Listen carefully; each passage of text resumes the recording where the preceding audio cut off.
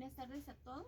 En esta oportunidad quiero compartirles un tema muy importante en el curso de estadística y son las representaciones gráficas. Según nuestra presentación, ¿verdad?, que se realizó, las representaciones gráficas se utilizan cuando las distribuciones de frecuencias se estructuran para condensar conjuntos numerosos de datos. Es decir, que estas representaciones las utilizamos para representar algún dato numérico, ¿verdad? Y estos se pueden representar de una forma fácil en que se pueda comprender rápido y directamente lo que se quiere transmitir. Las partes esenciales de una representación gráfica son el eje horizontal, la identificación de la gráfica, el título de la gráfica y la fuente, ¿verdad? Entre los tipos de representaciones gráficas que tenemos están los pictogramas. Dice que los pictogramas son representaciones en las que se emplean símbolos o dibujos que son representados del fenómeno que se quiere dar a conocer. Esta técnica se utiliza para mostrar comparaciones que impacten a la población llamando su atención, ¿verdad? La magnitud de estos datos por medio de los pictogramas no son aproximados, ¿verdad? No es algo que realmente se cuenta con números y se dice es tal cosa, ¿verdad? Sino que solo se aproxima y nos sirven para hacer análisis y no nos sirven para hacer análisis de estadística, solo son como aproximaciones, pero ya como para tener un resultado exacto y verídico no sería la mejor opción. Luego tenemos los diagramas de barras. Son representaciones gráficas que están formadas por barras, horizontales o verticales del mismo ancho, cuya longitud guarda proporción con la magnitud de la variable. Para construir el diagrama se debe de ver la anchura y qué significado tiene, y también puede elegirse el tamaño que se desee de acuerdo con el número de datos a representar. Luego tenemos el polígono de frecuencia. Es un gráfico de líneas trazadas sobre los puntos. Los puntos marcados se unen con segmentos de recta. En ellos tenemos dos ejes. Tenemos la eje X y la eje Y. En el eje X se localizan los puntos medios y en el eje Y las frecuencias. Para hacer la gráfica necesitamos un punto de inicio y otro al final. También necesitamos localizar las ejes, ¿verdad? Que hablábamos de la X y la Y. Se localizan los puntos en el eje X y Y de la gráfica y se unen los puntos del paso anterior por medio de segmentos de la recta, ¿verdad? Entonces tenemos polígono de frecuencias. Luego tenemos ojiva. Es una gráfica que nos muestra las frecuencias acumuladas menores que cualquier límite real superior de cada clase, trazando sobre los límites reales superiores de clase se llama polígono de frecuencia acumulada. Hola, Fabi. Para hacer la gráfica se localiza en el eje horizontal del sistema de coordenadas los límites reales superiores.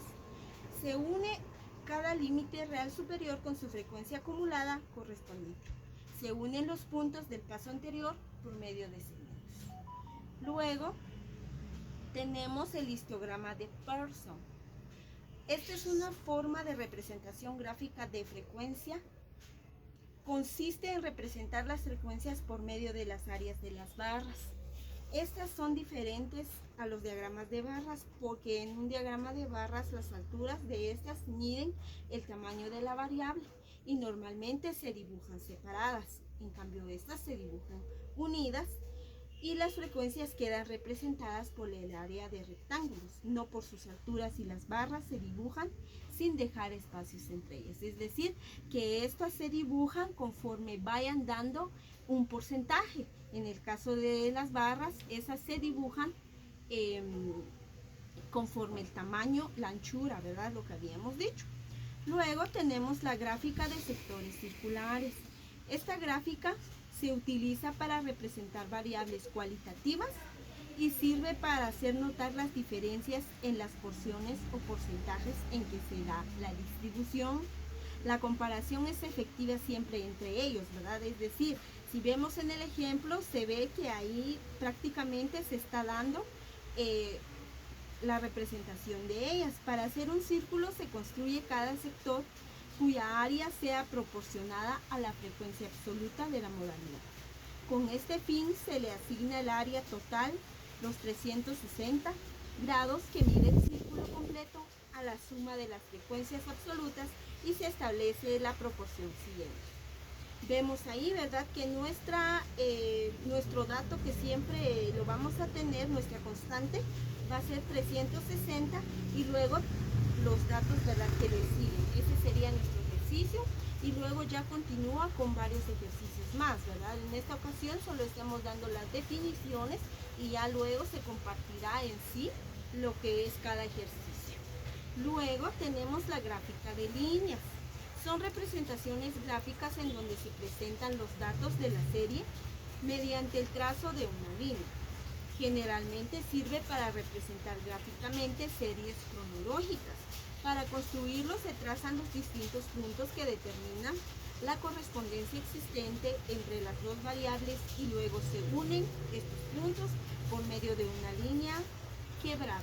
Aquí es conforme los datos que tengamos vamos uniendo las líneas, ¿verdad? No es como en la otra que habíamos visto que necesitamos variables, ¿verdad? Y por último tenemos el diagrama de tallos y hojas.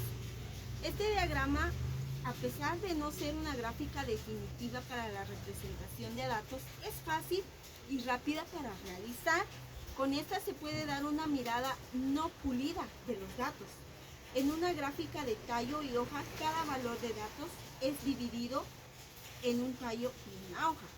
La hoja por lo general es el último dígito del número y los otros dígitos de la izquierda de la hoja forman el tallo. ¿Cuáles son los pasos? Ordenar los datos de menor a mayor. Esto ayudará a la organización de datos. Separe cada número en un tallo y una hoja. Agrupe los números con los mismos tallos. Pongan los tallos en una lista en orden creciente. Si podemos ver, ahí tenemos la imagen y ahí tenemos los tallos y las hojas, ¿verdad? Esta ha sido nuestra presentación. Estoy muy agradecida de que hayan podido ponerme atención y espero que hayan podido aprender un poquito en esta ocasión. Muchas gracias.